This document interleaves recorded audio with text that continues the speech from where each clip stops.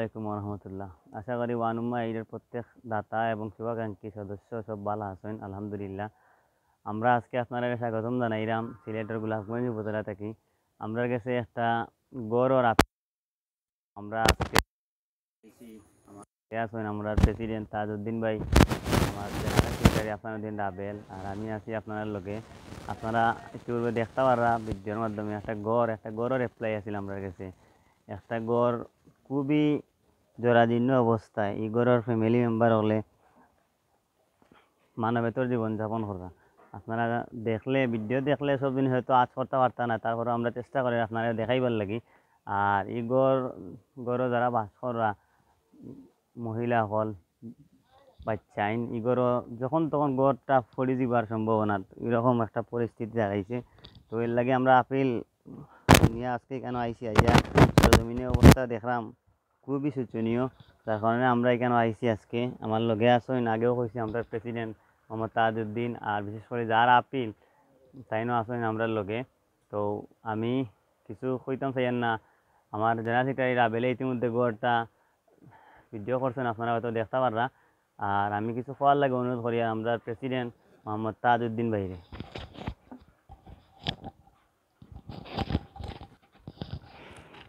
বিসমিল্লাহির রহমানির রহিম। আসসালামু আলাইকুম ওয়া রাহমাতুল্লাহি ওয়া বারাকাতুহু। আমি আজকে আমি বিসমিল্লাহির রহমানির রহিম। আসসালামু আলাইকুম ওয়া রাহমাতুল্লাহি ওয়া বারাকাতুহু। আলহামদুলিল্লাহ,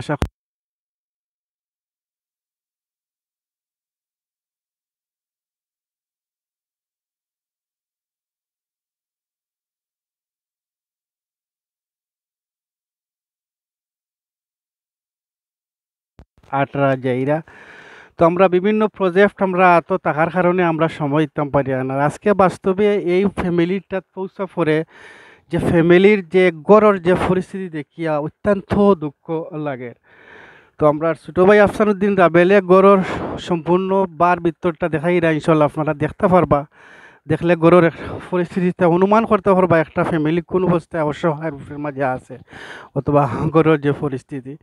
আরও কিছু দৃশ্য আপনারা আমি দেখাইলাম, অথবা আপনারা দেখবা।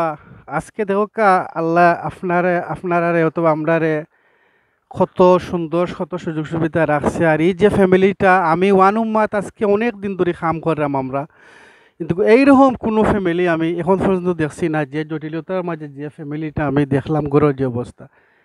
একটা দৃশ্য আমি দেখাই, জানি না আপনারা এই দৃশ্যটা কোনো দিন দেখছেন কি না। ওই দেখো গড়ের ছাল নাই, তো মেঘ ফলে ঘুরতে গিয়ে গড়ের মাঝে কুল গাছর কুল হয়ে গেটারে কুল দিয়া মানে পানিটা রক্ষা করেছে।